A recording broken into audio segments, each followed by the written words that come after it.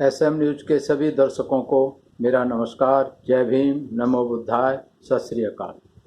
मैं वीरेंद्र सिंह आप सभी दर्शकों का स्वागत करता हूं एसएम न्यूज द्वारा चलाई जा रही सीरीज कहीं हम भूल न जाएं। कहीं हम भूल न जाएं उन क्रांतिवीरों को, उन स्वतंत्रता सेनानियों को, उन महापुरुषों को, उन संतों और गुरुओं को जिन्होंने देश के लिए अपने आप को कुर्बान कर दिया, अपना बलिदान दे दिया, अपना सर्वस्व न्यौछावर कर दिया। आज इसी सीरीज के तहत आज हम बात करेंगे चौरा चौरी कांड के अमर शहीदों की। चौरा चौरी कांड आप सबको विदित होगा। ये जब मिस्टर गांधी ने असहयोग आंदोलन चलाया था उस समय ये चौरा चौरी कांड हुआ था। इतिहास में इसके बारे में स्वतंत्रता संग्राम में इसका नाम आता है चौरा चौरी कांड का, लेकिन इसमें विस्तार से ये नहीं बताया जाता कि भाई कौन लोग थे जिन्होंने ये किया था। तो चौरा चौरी कांड के जो सूत्रधार थे, जो नेता थे, वो रामपति चमार थे। 13 अप्रैल 1919 को जो जलियांवाले बाग में जो गोली कांड हुआ था, उसकी आग उत्तर प्रदेश में भी बहुत तेजी से फैल रही थी।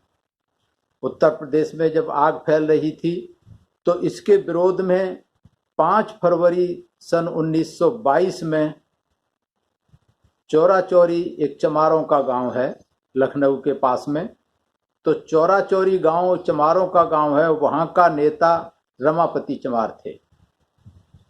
रमापति गांव में जलियांवाले बाग नरसंहार के खिलाफ एक रमापति चमार के नेतृत्व में एक सभा का आयोजन किया गया था, जिसमें वहां के आसपास के पासी और चमार करीब 5000 लोग इकट्ठे हुए थे। उसमें सिर्फ पासी और चमार जाति के लोग थे। आसपास के गांव के गोरखपुर और इधर के आसपास के सब जितने भी थे, तो सब पासी और चमार करीब 5000 लोग इकट्ठे हुए थे। उस समय चौरा चौरी सभा में चमारों और पासियों के राजनीतिक नेता और कार्यकर्ता भी बहुत सारे आए हुए थे, भाग ले रहे थे। तो सभा का जो मुख्य विषय था, हालांकि जलियांवाले बाग के विरोध में हो रही थी, लेकिन इसके साथ साथ में मुख्य विषय असहयोग आंदोलन जो मिस्टर गांधी ने शुरू किया था, उसका भी एक विषय था कि इस असहयोग आंदोलन को कैसे आगे सफल बनाया जाए, कैसे आगे बढ़ाया जाए। तो वहां जब सभा चल रही थी तो बहुत सारे लोग एकत्रित तो थे ही, और जो बहुजन समाज के लोग थे, चमार और पासी, वो भारी तादाद में अपने नेताओं के विचार सुनने के लिए, आगे क्या कार्रवाई है उसको जानने के लिए एकत्रित हुए थे। जैसे ही रमापति चमार ने अपना भाषण शुरू किया, संबोधित करना शुरू किया, तभी भाषण के दौरान एक पुलिस वाला उधर से निकला। रमापति का भाषण सुनकर रमापति को गाली दे दी उस पुलिस वाले ने। गाली सुनकर भीड़ उत्तेजित हो गई और उस पुलिस वाले के पीछे पड़ गई। वो पुलिस वाला भाग करके चला गया। पास में ही थाना था, वहां उसने थाने में सूचना दी कि इस तरीके से वहां बहुत भारी एक मीटिंग हो रही है। तो ये सब सुनकर पुलिस बल वहां पर आ गया, थोड़े से पुलिस वाले आ गए और वो लाठियां चलाने लगे भीड़ पर। जब लाठियां चलाने लगे तो वहां जो भीड़ तो 4-5 हजार की, इससे ज़्यादा की भीड़ थी, वो भीड़ और उत्तेजित हो गई। जब भीड़ और उत्तेजित हो गई तो फिर अंग्रेजों ने उस भीड़ पर दनादन गोलियां बरसानी शुरू कर दी। गोलियां बरसानी शुरू कर दी। बहुत से लोग मारे गए उस गोलियों से, बहुत से लोग घायल हुए। लेकिन उसके बावजूद भी, गोली चलने के बावजूद भी, वो भीड़ और ज़्यादा उग्र हो गई। जब भीड़ और ज़्यादा उग्र हो गई तो पुलिस वाले अपनी जान बचाने के लिए थाने में जाकर के घुस गए और उत्तेजित भीड़ उनके पीछे पीछे जाकर के उन्होंने थाने पर हमला बोल दिया। थाने पर हमला बोल दिया तो जितने पुलिस वाले पकड़ में आए उन सबको जो है थाने में आग लगा दी और सबको जो है आग के हवाले कर दिया। बहुतों को पीट पीट कर मार डाला जो उनके हाथ आ गए। तो इस तरीके से कुल मिलाकर 22 पुलिस वाले, अंग्रेजी पुलिस वाले मारे गए भीड़ के द्वारा। तो जब भीड़ द्वारा इतने मारे गए और घायल हुए तो चौरा चौरी कांड को सुनकर गांधी जी घबरा गए। जब गांधी जी को ये सूचना मिली कि इस तरीके से चौरा चौरी कांड में इतनी उग्र भीड़ हो गई और 22 पुलिस वालों को मार दिया, तो गांधी जी घबरा गए और असहयोग आंदोलन वापस लेने के लिए उन्होंने अपनी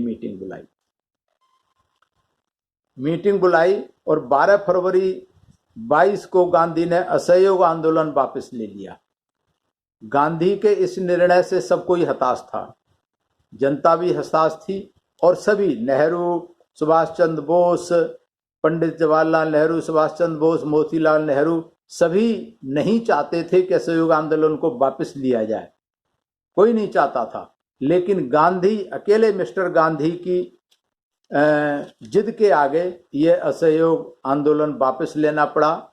क्योंकि गांधी को, क्योंकि अहिंसा की बात करते थे कि अहिंसक उठिए, चोरा चोरी कांड से जो है इतना भयंकर कांड था, शायद मेरे ख्याल से अपने आप में पहला एक कांड था कि चमारों ने और पासियों ने थाने पे धावा भूल करके आग लगा दी और इतने पुलिस वालों को मार दिया। ये शायद इस तरीके की पहली घटना रही होगी।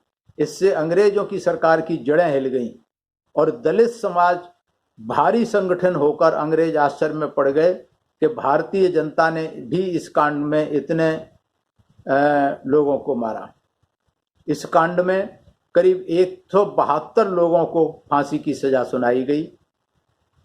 172 लोगों को फांसी की सजा सुनाई गई। उसके खिलाफ अपील की गई तो अपील में 2 जुलाई सन 1923 को 19 व्यक्तियों को फांसी दी गई, जिसमें रमापति चमार मुख्य क्रांतिवीर थे। इन्होंने शुरुआत की थी। 14 व्यक्तियों को काले पानी की सजा हुई, 38 व्यक्तियों को चेतावनी देकर छोड़ दिया और बहुत सारे लोगों को 8 से जो है 3 साल से और 8 साल की सजा हुई। चौरा चौरी कांड का मुख्य नेतृत्व दलित क्रांतिवीर रमापति चमार कर रहे थे। अब चूंकि ये जो चमार थे, ग्राम चकिया चौरा जिला गोरखपुर के हाथ में था, जिसके तमाम सहयोगी चमार पासी दातियों के लोग थे। चौरा चौरी कांड में दलित भाइयों ने देश में अपने प्राण न्यौछावर कर दिए। लेकिन गांधी जी ने असहयोग आंदोलन वापस क्यों लिया? कोई नहीं चाहता था, उस समय के कोई भी नेता नहीं चाहते थे। तो गांधी जी की नियति साफ नहीं थी, क्योंकि गांधी जी को ये डर घुस गया था अंदर कि ये असहयोग आंदोलन का नेतृत्व कहीं चमारों और पासियों के इसकी सफलता का सेहरा ना बन जाए, इसलिए उन्होंने वापस लिया। क्योंकि मिस्टर गांधी घोर जातिवादी व्यक्ति थे, उनके रग रग में जातवादिता कूट कूट के भरी हुई थी और वो नहीं चाहते थे कि इन अछूत जाति के लोगों को, इनका कहीं नाम हो, इनका कहीं मान सम्मान हो, इनको कहीं नेतृत्व का कहीं सेहरा ना बन जाए। इसलिए गांधी की हठ धर्मिता, गांधी की ये जिद थी कि इसको वापस लिया जाए। हालांकि बहुत सफल होने की संभावना थी। चौरा चौरी कांड के बाद अगर असहयोग आंदोलन जारी रखा जाता तो ऐसा कुछ इतिहासकारों ने लिखा है कि गांधी की जिद के कारण, और गांधी की जिद सिर्फ इसलिए थी कि असहयोग आंदोलन की सफलता का सेहरा या कहीं इन शूद्रों का नाम स्वतंत्रता संग्राम के इतिहास में कहीं ना लिख जाए, कहीं और इकट्ठे ना हो जाएं। क्योंकि अगर ये जारी रखते तो चौरा चौरी कांड एक चिनगारी की काम करता और इससे सारे देश के अछूत लोग उस समय जो थे, सारे देश के शेड्यूल्ड कास्ट के लोग, ओबीसी के लोग इकट्ठे हो गए होते और उस समय आज़ादी आराम से मिल गई होती। लेकिन गांधी की जिद के कारण इसको वापस लेना पड़ा। और इसी कारण चौरा चौरी कांड का तो नाम आता है कहीं ना कहीं, क्योंकि ये उस समय का इतना बड़ा कांड था। लेकिन उसमें रमापति चमार, उसमें ये कहीं नहीं लिखा इतिहास की किताब में कि चौरा चौरी कांड के सूत्रधार रमापति चमार और इनके साथी और आसपास के पासी लोग थे। चमार और पासी पूरे गोरखपुर और लखनऊ के आसपास के चमार और पासी थे इसमें, जिन्होंने ये कांड किया था चौरा चौरी का। ये कहीं किसी इतिहास की किताब में नहीं लिखा।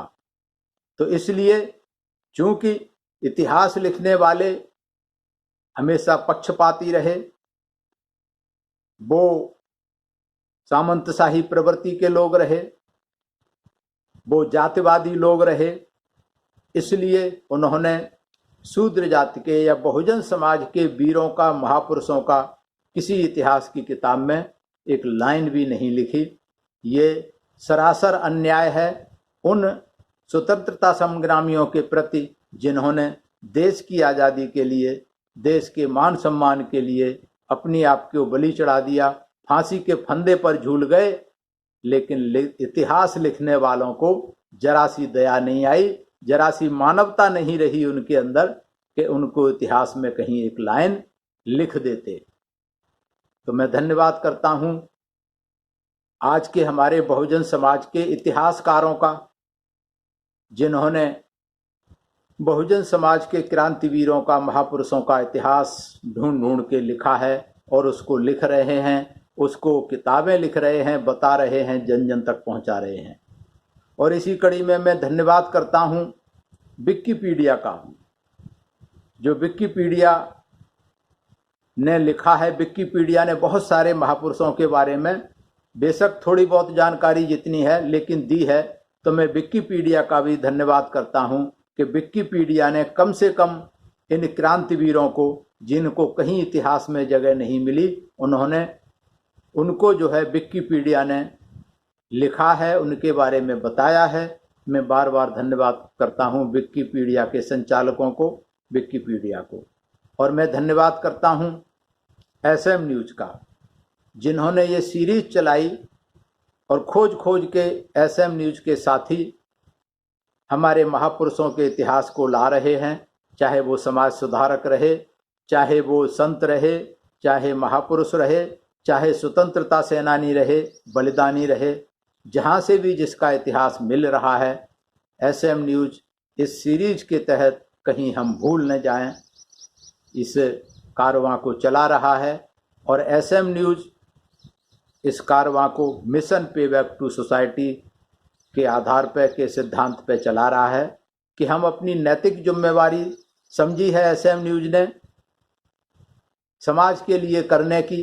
इससे एसएम न्यूज़ कोई पैसा नहीं कमा रहा, मैं भी कोई पैसा नहीं कमा रहा। ये जो हम काम कर रहे हैं, ये मिशन पे बैक टू सोसाइटी, कि हमें जो मान सम्मान और पद पैसा प्रतिष्ठा मिला है वो हमारे महापुरुषों के त्याग, तपस्या और बलिदान के कारण मिला है।